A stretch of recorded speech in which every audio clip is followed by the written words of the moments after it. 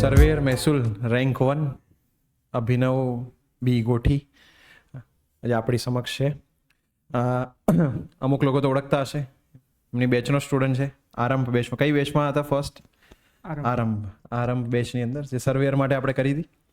પછી હાલમાં હવે ક્લાસ 2ની તૈયારી ચાલુ છે. યસ, રેન્ક 1 લાવેલ છે. 2 ચોઈસ મળી હતી, રેવન્યુ અને ફોરેસ્ટ. રેવન્યુ ચૂઝ કર્યું ને? રેવન્યુ ચૂઝ કર્યું, બરાબર. એટલે તમે એક સેફ જગ્યા પર છો. હવે ટેન્શન લેતા, તમારા પહેલાની આરંભ બેચ રેન્ક 1, હવે તમારામાંથી બી રેન્ક 1 આવવું જોઈએ. કારણ કે આપણે 2025ની આરંભ જે ફંડામેન્ટલ બેચ જે છે, ઓકે, ક્લાસ 3 માટે, અને એનું ઉદાહરણ આપીએ આપણે કે એવું કોઈ હાઈફાઈ કોલેજ નહીં, કે એવું નથી કે બહુ જ શું કહે કે government college. He has did his diploma from LG, બરાબર છે, એન્ડ ડિગ્રી ફ્રોમ PDPU માંથી, બરાબર છે, અને ત્યાંથી લઈને રેન્ક 1ની સફર. બીજી વસ્તુ મને એની ખાસિયત બહુ જ ગમી કે આઈ ગેસ એના મેથ્સમાં 11 માર્ક ઓછા હતા. મતલબ ફૂલ સ્કોર નહીં થયો મેથ્સમાં, 11 માર્ક્સ ઓછા હતા, પણ ટેકનિકલમાં ભાઈએ ખેંચી લીધો. ટોટલ કેટલા માર્ક્સ છે? 172 માર્ક્સ છે. 172 માર્ક્સ. અને એમાંથી ટોટલ મેથ્સમાં તો ફૂલ સ્કોર થયો નહીં, 11 માર્ક્સ ઓછા પડ્યા. આપણે તો થોડા ઘણા માર્ક્સ GSમાં ઓછા આવે એટલે બી જઈએ. તમે કાંઈ ઉદાહરણ તો જો, બરાબર, કે યસ, કે જબરદસ્ત. મતલબ, અને એવું નથી 2024 pass out, right? 2024 pass out, કે એવું નહીં કે 2-3 વર્ષ પહેલાં પાસ આઉટ થયા છે અને પછી રેન્ક 1 આવ્યો છે. અને આરંભ ફંડામેન્ટલ બેચ જોઈન કરી, અને આરંભ ફંડામેન્ટલ બેચ પછી મેઇન્સ જે આપણી ક્લાસ 1-2ની ફંડામેન્ટલ બેચ જે છે, એમાં હમણાં પણ રેગ્યુલર જે છે એમાં સ્ટુડન્ટ રહી ચૂક્યા છે. બરાબર, થોડું સન્માન કરીએ એમનું ને, બરાબર ને? પછી આપણે પણ, તમે પણ નેક્સ્ટ એક્ઝામ આવશે, બરાબર, નેક્સ્ટ ડબલ એ કે એની ભરતી આવશે ત્યારે અમે તમને પણ બોલાવીશું. બરાબર, ઓકે, ચાલો, સરસ. નેક્સ્ટ હવે બેચમાં હવે બેન્ચ ઉપર નહીં, સ્ટેજ ઉપર આવવાનું. યસ સર, પેલું આજે હજુ કેલેન્ડર આવ્યું નથી, હજુ 7:30 થયા છે. 8:30 વાગ્યા સુધી આપણે વેઇટ કરી લઈએ.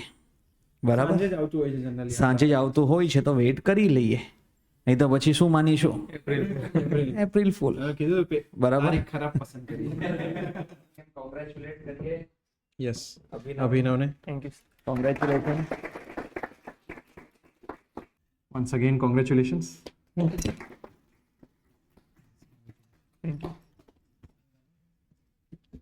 નાનો ગિફ્ટ તમારા તરફથી. Best wishes.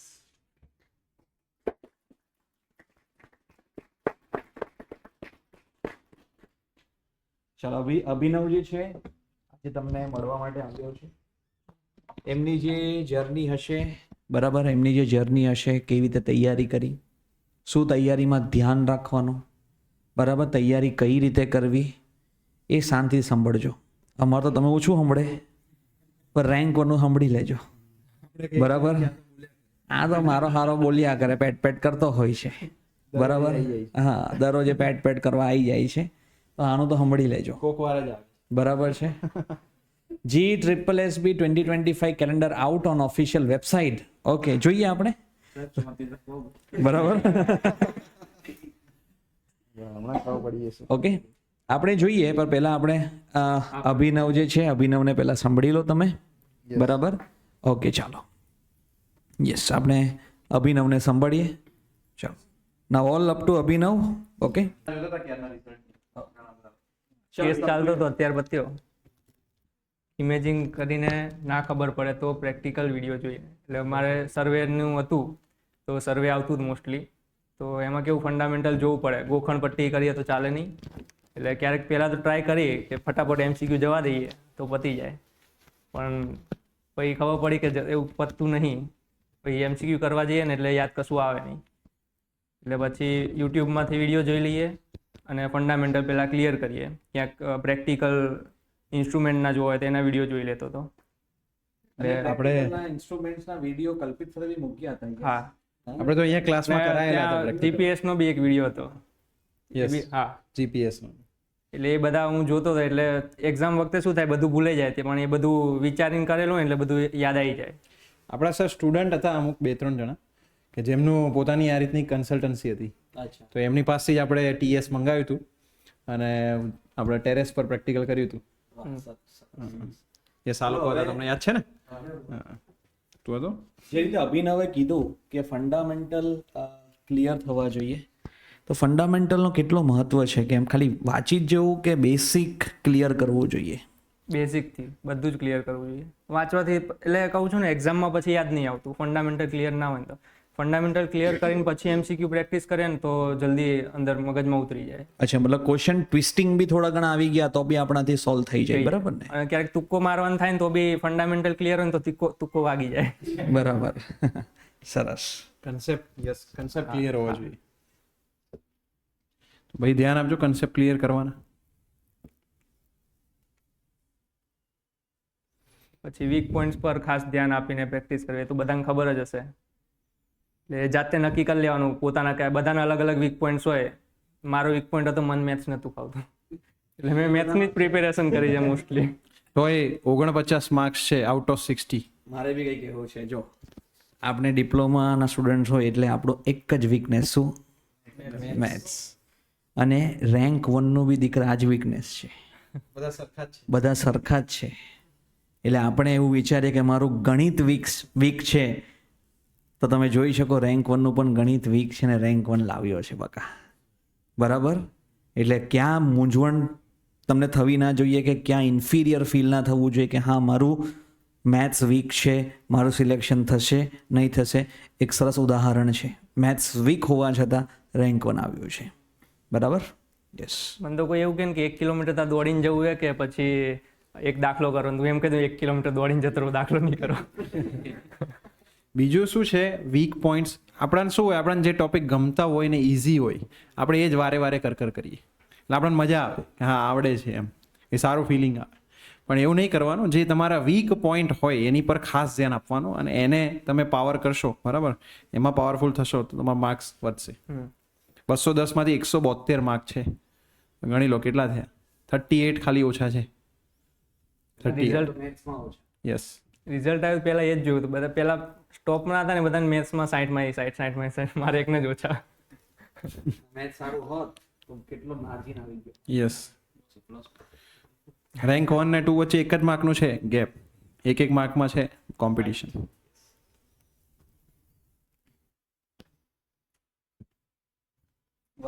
Social media delete કરી દેવું, રખડવા જવું નહીં, કોઈ પણ બોલાવે તો પણ નહીં. આ તો અંદર અંદર જ રખડવા જતા રહે એવું છે બધા ભેગા થઈ. આ મારા મોબાઈલનો સ્ક્રીનશોટ છે. ઓહો, તારા મોબાઈલનો જ છે? હા. Do not use this. આમ તો મેં ઇન્સ્ટાગ્રામ ને ફેસબુક ને બધું ડિલીટ મારી દીધું હતું, પણ આ યુટ્યુબ એક રાખ્યું હતું વિડીયો જોવા માટે, પ્રેક્ટિકલ સમજવા અમુક પોઈન્ટ્સ ને. એટલે પણ આમાંય કેવું તારક મહેતા ચાલુ થઈ જતું હતું. એટલે પછી આવું લખીને રાખતો એટલે મને આઈડિયા આવી જાય કે ભાઈ નહીં જોવાનું, વાંચવાનું જ છે. તો આ તો એ લખી રાખતો, do not use this app. હા.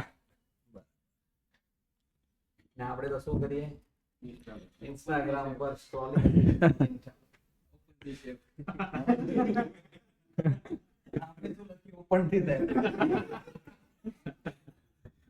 બધા હોમ સ્ક્રીન ઉપર એપ મૂકે, ઇન્સ્ટા ને વોટ્સએપ પેલું હોમ સ્ક્રીન ઉપર, હું દૂર જ રાખું. અનઇન્સ્ટોલ મારી દીધું. મેં તો અનઇન્સ્ટોલ જ મારી દીધું, પણ અત્યારે બી જોઈએ ત્યારે હોય ને તો બી દૂર જ રાખવાનું. દૂર જ રાખવાનું. યસ, ડિસ્ટ્રેક્શન નહીં થવા દેવાનું. હા. ના રખડવા જવું નહીં, કોઈ પણ બોલાવે આ હોય છે. મગર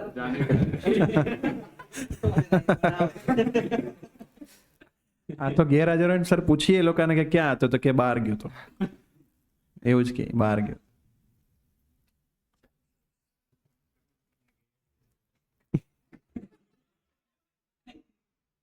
ગવર્મેન્ટ જોબ લેવી એવો સંકલ્પ કર્યો હતો.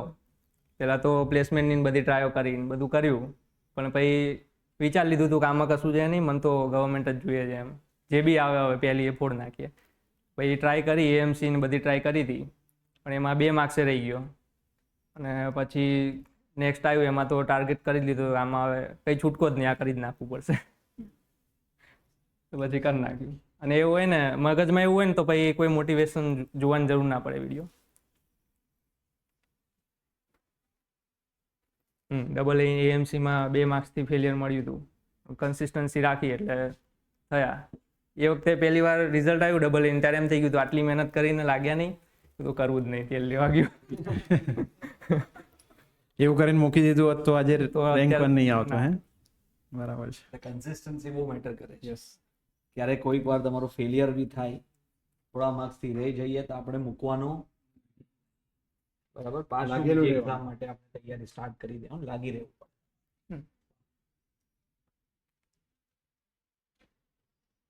જો આગળ તૈયારી ચાલુ જ છે. હવે એ બનવાનું છે. ટ્રાય તો કરીએ છીએ પૂરી. બરાબર, હવે એ બનવાનું છે ક્લાસ 2 અને પછી ક્લાસ 1. ત્યાર રોકવાનું નથી. બરાબર, ક્લાસ 3 બની ગયા છે, પછી ક્લાસ 2 અને પછી ક્લાસ 1. આટલા બધા પોઈન્ટ્સ જે છે સટીક, બધા સટીક પોઈન્ટ્સ એમને ડિસ્કસ કર્યા છે તમારા સાથે. અને હવે તમારે શું કરવાનું, જે ભરતી આવશે એમાં જે બધું અભિનવે કીધું છે એને ફોલો કરો. સૌથી બેસ્ટ તો લાગ્યું, ડોન્ટ ઓપન ધીસ એપ. સૌથી મોટો દુશ્મન આજે આપણો ફોન. ક્યારે 1-1, 2-2 ને 3-3 કલાક સ્ક્રીન ટાઈમ નીકળી જાય ખબર પડે નહીં. હા, તમે લેક્ચર જોતા હોય તો વસ્તુ અલગ છે, તમે લેક્ચર જોતા વસ્તુ અલગ છે, પણ તમે ઇન્સ્ટાગ્રામ ને યુટ્યુબ કે પછી ફેસબુક તમે સતત જોતા રહો એ કોઈ સેન્સ બનતો નથી. બરાબર, અને તમે જોઈ શકો છો આપણો સ્ટુડન્ટ છે આરમ ફંડામેન્ટલ બેચ આગળની જે હતી લાસ્ટ યરની એમાં જ ભણ્યો છે અને રેન્ક 1 લાવ્યો છે. બરાબર, તો તમારામાંથી પણ જો તમે પ્રોપર તૈયારી કરો તો તમારો પણ રેન્ક 1 આવી શકે છે. બરાબર, પોસ્ટિંગ કાં મળ્યું છે તને? એટલે અત્યારે તો આનું તો બાકી જ હજુ આનું કશું આવ્યું નહીં. ઓકે, અત્યારે રેવન્યુને જ સિલેક્ટ કર્યું છે. અચ્છા, રેવન્યુ સિલેક્ટ કર્યું છે. ઓકે, ચાલો ઠીક છે. બીજું કંઈ પૂછવું છે એમને? પૂછી લો જે પૂછવું હોય. જે પૂછવું હોય પૂછી લો. આજે આયા છે તો પૂછી લો ને. ઓનલાઈનમાં બી કંઈ બી પૂછવું હોય તો દીકરા પૂછી લો, જવાબ બધા જ જવાબ તમને આપશે. બરાબર, જે રીતે તમે તૈયારી કરતા એમની રીતે તૈયારી કરી છે. બરાબર, લાસ્ટ યર હતા ને આજે અહીંયા પોડિયમ પર કે પ્લેટફોર્મ પર અહીંયા ઊભા છે અને તમને ગાઈડ કરે છે. આ જ ડિફરન્સ છે. બરાબર, યસ, ઓનલાઈનમાં બી કોઈ કંઈ પૂછવું હોય તો પૂછી લો, પછી આપણે સેશન જે છે સેશનના આગળ કન્ટિન્યુ કરીએ. મારે મોટિવેશન લેવો છે તો હું આ જ વિડીયો જોઈ લઈશ ફરતી. બોલો ભાઈ, પૂછો કઈ. કેટલા અવર્સ રીડિંગ કર્યું છે? હા, એ રહી ગયું. એની પર ચર્ચા કરી હતી ને આપણે. હા, ખાલી રાતે 12-1 વાગે સૂતો હતો, પછી સવારે 5-5:30 ઉઠી જવાનું અને પછી સતત વાંચવા બેસી જવાનું. એટલે સર એણે મને એવું કીધું, હમણાં વાત થઈ હતી ત્યારે, કે આવર્સ નથી ગણ્યા કેટલા કલાક, પણ દિવસ 24 કલાકનો હોય એમાં ખાલી ખાવા પીવાનો, સૂવાનો અને વાંચવાનું, બસ આટલું જ કરતો હતો. એ સિવાયનો ટાઈમ પાસ નહીં કરતો. એટલે તમે સમજી શકો છો કે લગભગ કરવાનું, ખાવાનું, પીવાનું, બીજું સુવાનું અને વાંચવાનું. વાંચવાનું, બીજું કઈ કરતા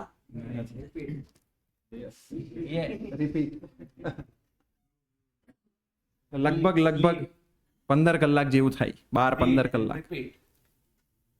શરૂઆતમાં વાંચેલું હોય ને એટલે પછી તો ફટાફટ ઘમાઘમ જાય રિવિઝનમાં તો. અને ઇન્ટરેસ્ટ હતો પહેલેથી. આ બધા મેથ્સમાં નહોતો એટલે ટેકનિકલમાં હોય જ મોટા ભાગે માઇન્ડસેટ એવું જ હોય. એટલે બહુ ગમતું હતું. પૂછે છે કે એક સબ્જેક્ટ ક્લિયર કરવાનો કે પછી અલગ અલગ સબ્જેક્ટ બધું સાથે તૈયારી કરવાની?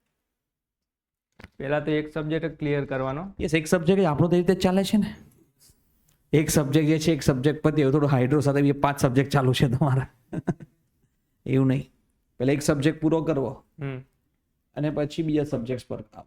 યસ, રિવિઝન કરતું જવાનું વચ્ચે. ટાઈમ ટેબલ કેવી રીતે બનાવ્યું હતું ટેકનિકલ ને જીએસ સબ્જેક્ટ્સ અને લેક્ચરનું? કેવું ટાઈમ ટેબલ હતું તારું લેક્ચર પછી જીએસ, પછી ટેકનિકલ? લેક્ચર તો પહેલા જોઈ લઉં, પછી એની નોટ્સ બનાવી દેતો, ઓકે. પછી એને આખી વાંચી લેવાની, વચ્ચે વચ્ચે ટાઈમ મળે ત્યારે બી નોટ્સ વાંચી લેવાની, અને પછી એમસીક્યુ લગાવવાના. એમસીક્યુ ના ખબર પડે તો ફરીથી એને લગાવવાના, એટલે રિપીટેશન. એમસીક્યુ ના ખબર પડે રાઉન્ડ મારી દેવાના, અને પછી જ્યાં સુધી મગજમાં ના ઉતરે ત્યાં સુધી વાંચવા જ કરવાના, અને મગજમાં ઉતરી જાય એટલે ભૂસી નાખવાના ટીક મારેલા. યસ. હા, પૂછો. આખી ચોપડી છપાઈ જાય. કરંટ અફેર ને કોમ્પ્રિહેન્શન ને બધું આવે એને ક્યારે આપણે કરવું જોઈએ? એટલે એક્ઝામની પહેલા કરવાનું, પહેલા 1 મંથમાં, કે એનું કઈ રીતે આપણે શકીએ?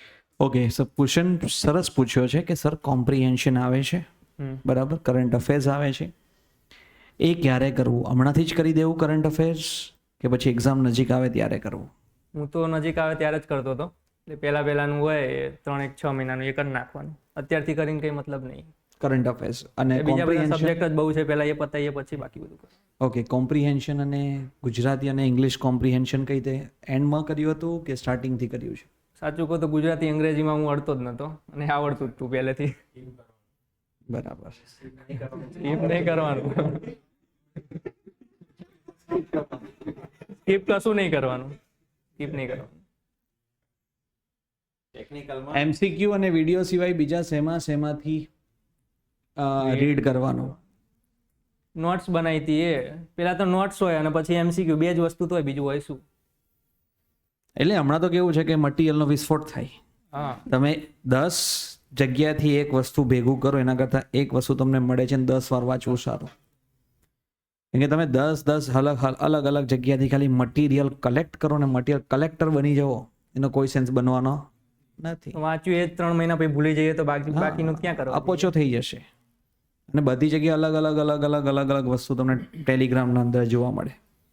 હું તો પહેલાં જ કહું છું, ટેલિગ્રામ જે છે, હમણાં વચ્ચે હું વિડીયો જોતો હતો ત્યારે એક સરસ ટોપરે કીધું હતું કે ટેલિગ્રામ ચેનલ છે ને એ પણ લિમિટેડ ફોનમાં રાખવી. ટેલિગ્રામ ચેનલ કેવી રાખવી? લિમિટેડ. એમ કે આજે તો કેવું ટેલિગ્રામના અંદર વિસ્ફોટ થાય મટીરિયલનો. આ મળ્યું કે આ મળ્યું કે આ મળ્યું કે ખાલી તમે ભેગું જ કરો. એના કરતાં એક વસ્તુ તમને અહીંયા મળી ગયું છે, અને તમારામાં ઉદાહરણ બી છે, રેન્ક 1 ઉપર તો કંઈ છે નહીં, અને એને મટીરિયલ આપણું જ મટીરિયલ વાપર્યું છે, તમે વાપરવાના છે, બરાબર. એમાં રેન્ક 1 આવી ગયું, બીજું શું જોઈએ તમને? બરાબર. તો પછી તમે 10 જગ્યાથી કોઈ ભેગું કરવાનો કોઈ સેન્સ બનતો નથી. આ જ એક વસ્તુ જે છે એના અંદર હું તો કહું છું ક્વેશ્ચન લગાવો, અને ક્વેશ્ચન અંદર કંઈ તમને નવું મળે છે તો મટીરિયલ અંદર એડ કરતા જાઓ, તો મટીરિયલ હજુ રીચ થતું જશે, બરાબર. તમારે 10 જગ્યાથી ભેગું કરવાનો કોઈ સેન્સ બનતો નથી. એના કરતાં એકવાર નોટ્સ બનાવો, તમારે તો બનાવેલી મળી છે તમને તો, અને એને શું કરો? રેડીમેડ. તમારે ખાલી ખાવાનું જ છે, તો એને વારંવાર રિવાઇઝ કરો. એમસીક્યુ પ્રેક્ટિસ માટે અતુલ અને પીવાયક્યુ સિવાય બીજી કોઈ બુક કરી હતી?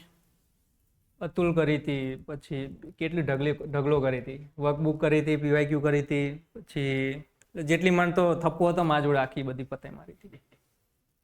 આ લોકો બી કરે જ છે. ક્વોલિટી માટે કઈ જ ના પડી?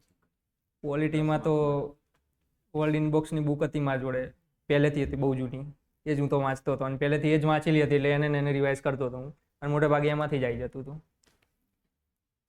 ફંડામેન્ટલ જ હોય, પોલિટીમાં તો બહુ ડીપમાં પૂછતા નહીં, એકવાર સમજી લીધું હોય તો કંઈ વાંધો ના. યસ, બીજા કોઈને પૂછવું છે? અને વોટ્સએપમાં કેટલા ગ્રુપ બનાવી દીધા 10-15 ડાઉટ સોલ્વિંગના, એની અંદર જેવો કોઈક ડાઉટ નાખશે ને ક્વેશ્ચન એમસીક્યુ મૂકીને, એટલે ફટ દઈને 5-10 જણનો જવાબ આવી જશે, એટલે આપણે ડિમોટિવેટ થઈ જતા હોઈએ. મારે તો એવું થતું હતું પહેલાં કેવો કોઈક ડાઉટ નાખે તરત જ 10 જણનો જવાબ આવી જાય, એ આવે, બી આવે, સી આવે. મને તો આટલા બધા હોશિયારો પડ્યા છે, આપણું શું થશે? અને એમાંથી આગળ નીકળીને રેન્ક 1 આવી. હું તો જોતો જ નહોતો કશું. એ જ હું તમને કહું છું, દુનિયાભરના વોટ્સએપ છે ગ્રુપ્સ કે ટેલિગ્રામથી દૂર રહેજો. સિલેક્ટેડ ટેલિગ્રામ ચેનલ્સ કે વોટ્સએપ ગ્રુપ્સ રહેવા જોઈએ. આન્સર નાખવા વાળા નક્કી ના હોય, સિલેક્શન થાય ના. બરાબર. જે મહેનત કરતો હોય ઘડીએ ઘડીએ ફોન અડતો જ ના હોય. શું કીધું છે? કે મહેનત કરતો હોય એ ઘડીએ ઘડીએ ફોન નહીં અડતો હોય, ને આપણને તો ફોન સાઈડે મૂકે તો કંઈ થાય. કલાક જો ફોન સાઈડે મૂક્યો હોય તો કોઈ અંદરથી થાય કે અરે ટચ કરીશું ને ફટાફટ સ્ક્રોલ કરું, બરાબર? યસ. બીજા કોઈ કંઈ પૂછવું છે? સર જોબ સાથે ટાઈમનું મેનેજમેન્ટ કઈ રીતે કરવાનું? જોબ સાથે ટાઈમ મેનેજમેન્ટ તો એ જ રીતે કે તમારો જોબ સિવાયનો બધો જ ટાઈમ તમારે વાંચવામાં આપવો પડશે. લગ્ન થઈ ગયા હોય તો બહાર જમવા જવાનું બંધ કરો. લગ્ન પ્રસંગમાં તમે નહીં જવો, તમે મમ્મી પપ્પાને મોકલો. ક્યાંય પણ બીજા નાના નાના પ્રસંગ હોય જેમાં તમારે હાજરી કમ્પલસરી ના હોય તો એને ટાળવો. બરાબર. અને મેક્સિમમ ટાઈમ તમારે જોબ પછીનો છે એ બધો લેક્ચર્સ જોવાના રેકોર્ડિંગમાં, એ પણ 1.5ની સ્પીડમાં. બરાબર. મારા તો 1.5, મારા તો 2માં બી ચાલશે. કલ્પિત સર માટે 1.5માં ચાલી જશે. હા 1.25માં. એ જ બરાબર. બરાબર. તો તમે ઝડપી જે છે એ લેક્ચર જોઈ લેવા, જે જોબવાળાની વાત કરું છું. અને ક્વેશ્ચન્સ જે છે, ક્વેશ્ચન્સ જે તમારા PYQ છે, પછી મટીરિયલ તમને આપીએ છીએ, વર્કબુક જે છે એના ક્વેશ્ચન લગાવી દેવા. ઓકે. કેટલા અવર્સ રીડિંગ કરવું, આ કોમન ક્વેશ્ચન છે, એનું કોઈ પ્રી ડિફાઇન નથી. કે એવું થોડું છે કે તમે 10 કલાક વાંચો એટલે સિલેક્શન થઈ જાય. તમે ઇફેક્ટિવલી કેટલા કલાક વાંચો છો એ અલગ અલગ રીતે ટાઈમ મળતો હોય. અમુકને આખો દિવસ મળતો હોય, અમુકને કંઈક કામ આવતું હોય તો ના બી મળતો હોય, પણ જેટલો ટાઈમ બચે એટલો ટાઈમ વાંચી નાખવાનો. Yes, correct. બીજાનું નહીં વિચારવાનું કે આ 15 કલાક વાંચે, હું 5 કલાક જ વાંચું. બાકી બધું દુનિયા તો પાગલ છે, બધું કરે. હા એવું જ છે. બીજા કોઈ પૂછવું છે? મહેન્દ્ર શું પૂછવું છે? રીડિંગ માટે એક સ્લોટ કેટલા ટાઈમનો રાખવો જોઈએ અને કેટલા સ્લોટમાં રીડિંગ કર્યું છે તમે પર ડે? મતલબ એક સાથે તમે સ્ટ્રેચમાં બેસો તો કેટલા કલાક તમે બેસો છો વાંચવા માટે, એવું પૂછે છે. વાંચવામાં સતત બેસતો હતો. કહું સવારે ઉઠીને વાંચવા બેસી જતો હતો તો ખાવા નીચે ઉતરતો હતો, પાછો ઉપર ચડી જતો હતો. પછી 15 મિનિટની વચ્ચે ઊંઘ લેતો હતો આંખને આરામ માટે. એટલે ઊંઘ તો આવે નહીં 15 મિનિટમાં, પણ આંખને આરામ મળે. પછી પાછું વાંચવાનું ચાલુ. સાંજે નીચે જવું જમવા, 7 વાગે એમ ખાઈ લેતો હતો. પછી વાંચવાનું ચાલુ, રાતે ઊંઘ ના આવે ત્યાં સુધી. સમજણ પડી? અહીંયા તો જેવો વાંચવા બેસો ઊંઘ આવી જાય.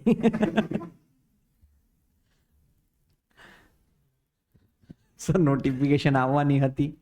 ઘણા તો એટલા જોડાયા છે કે નોટિફિકેશન આવવાની હતી, જો આવી કેમ નથી.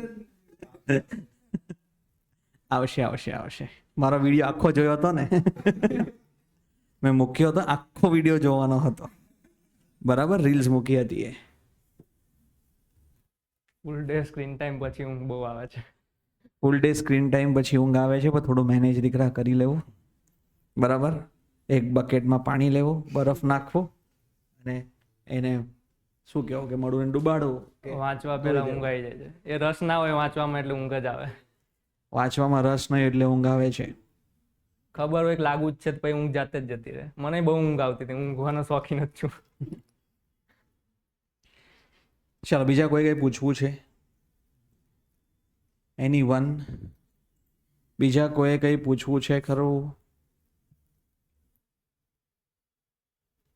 સર 12 કલાકની જોબ છે, ટાઈમ બહુ ઓછો મળે છે, પણ તો બહુ અર્લી પ્રિપરેશન સ્ટાર્ટ કરી છે.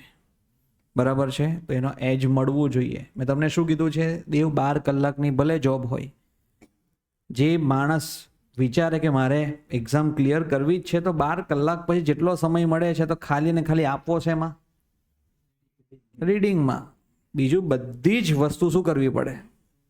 બંધ કરવી પડે.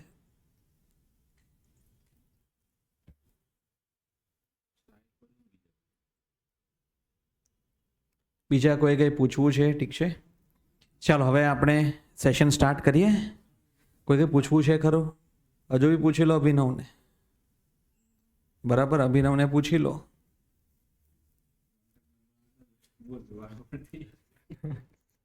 કોન્ટેક્ટ નંબર આલવો છે?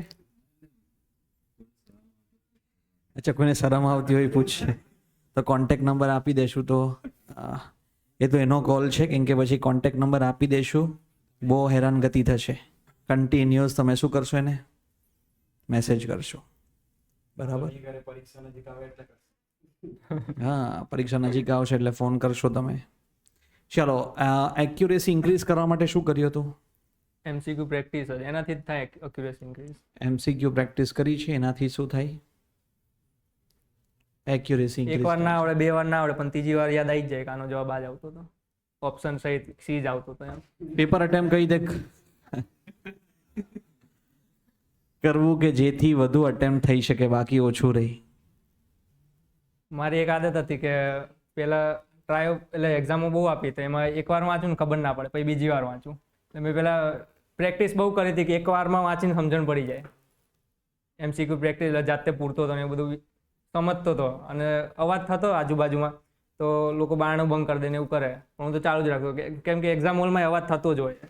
એટલે હું એ જ સિચ્યુએશનમાં નીકળી ગયો હતો, ડિસ્ટર્બ ના થવાય. જો એક્ઝામ આપતા હોય ને બાજુમાં મેમ બોલતા જતા હોય એટલે મને એવું બહુ થતું હતું, હું ભૂલી જતો.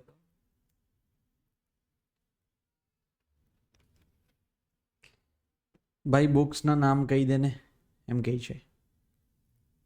મેથ્સમાં લેક્ચર અટેન્ડ કર્યા હતા? મેથ્સમાં લેક્ચર અટેન્ડ કર્યા હતા, અને જે બુક આવી હતી મેથ્સની એ જ મેઇનલી તો એમાંથી જ પૂછાય છે. અમુક લોકો એડવાન્સમાં જતા રહે છે, પણ એટલો ત્યાં ટાઈમ હોતો નહીં કે એટલું બધું એડવાન્સમાં ગણવા જઈએ.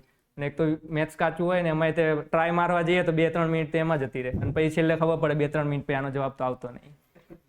કરેક્ટ. હવે સર ટાઈમ ઓછો છે, બધા જ MCQ કરી શકાય એમ નથી, તો ઓનલી શોર્ટ નોટબુક્સ કરી શકાય?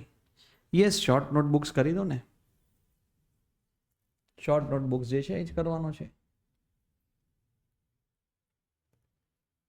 એક સ્લોટમાં 2 કલાકથી વધારે રીડિંગ નહીં થઈ શકતું મારાથી, તો ટાઈમને કઈ રીતે ઇન્ક્રીઝ કરવાનું નહીં. પ્રોમોડોરો ટેકનિક 2 કલાક બી ઇનફ છે.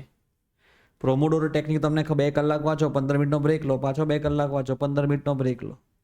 એવું કોઈ જરૂર નથી કે સ્ટ્રિક્ટ સ્ટ્રેચમાં તમારે 4 કલાક જ બેસી જાવ તો જ સિલેક્શન થઈ જાય. 2 કલાક બી ઇનફ છે. 2 કલાક બધાને અલગ અલગ રીત હોય. બધા અલગ અલગ રીતો. પ્રોમોડોરો ટેકનિક 2 કલાક વાંચો, 15 મિનિટનો બ્રેક લો, પાછા 2 કલાક વાંચો.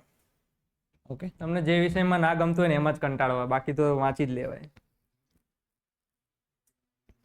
મને મેથ્સ નહોતું ગમતું, મેથ્સ સવારે જ કરતો હતો, સવારે માઇન્ડ ફ્રેશ હોય એટલે. બાકી બપોર પછી કરું તો કોઈ જ જવું. બીજા કોઈ કઈ પૂછવું છે ખરું? એનીવન? બીજા કોઈ કઈ પૂછવું છે? બોલો, ઓફલાઈન વાળા એ પૂછવું છે? પૂછવું છે ખરું? બસ, સારું, ચાલો. ઓકે, ઠીક છે વિપુલભાઈ, પાછું લિંક જે છે પછી બનાવી દો. યસ, વન્સ અગેન આપણે બધા કોંગ્રેચ્યુલેટ કરીએ અભિનવને. મતલબ સૌથી સારી વસ્તુ આની ગમી જે છે that is recent pass out 24માં જ, અને PU કોલેજથી છે. અને મતલબ શું કહો કે મહેનત જબરદસ્ત કરી છે. બસ આની લીધું કે ગવર્મેન્ટ જોબ જોઈએ છે. કેમ કે એ લોકોના બેચમેટને હું બધાને ઓળખું છું. એના જે બધા બેચમેટ જે છે બધા 12-15 જણા એડમિશન લીધેલું હતું, બધાને ઓળખું છું. મને ફંડામેન્ટલ બેચના જો ધ્યાનથી તમે, એવું કઈ મેટર નથી કરતું તમારા કોલેજના CGPA, મારું મેથ્સ વીક છે, મને આમ છે, બધું તમારા દુનિયાભરના તમારા બાના જ હોય. ના બાનાથી ઉપર આવી ગયો. આપણે તો 10 વસ્તુ વેમ હોય. મને ગણિત નથી આવડતું, હું તો ડિપ્લોમા સ્ટુડન્ટ, હું તો ગુજરાતી મીડિયમમાં, બરાબર, ગુજરાતી મીડિયમમાં ડિપ્લોમા કર્યું, મને તો કશું ખબર નહીં પડે. આને બી ક્વેશ્ચન નહીં ખબર પડતો, એને હું કીધું 2 વાર તો વાંચવામાં લાગે, આપણે 2 વાર વાંચવાનું શું પ્રોબ્લેમ? અને આવી ગયો છે રેન્ક 1. આપણે શું દુનિયાભરના આપણા એક્સક્યુઝિસ હોય. હમણાં એકે કીધું કે સ્કીપ કરી દેવાનું, પણ આમાં સર્વેમાં એવા જ હતા ટોપિક્સ, અમુક નવા પહેલી વાર જ આવ્યા હતા. અને એક પાવર લાઇનનો ટોપિક હતો, કોઈ દિવસ જોયો જ ના હોય જિંદગીમાં, ટ્રાન્સમિશન લાઇન. એટલે એમાં બી પછી બધા લોકોએ મૂકી દીધું હતું, મેં એકે મહેનત કરી હતી. એવા બધા જેટલા ટોપિક હતા ને એમાં ખેંચીને મહેનત કરી હતી. જે ના આવે પણ 5-10 આવી ગયા એમાંથી. અને હકીકતમાં જે વાંચ્યું હતું એ જ બધું આવ્યું હતું.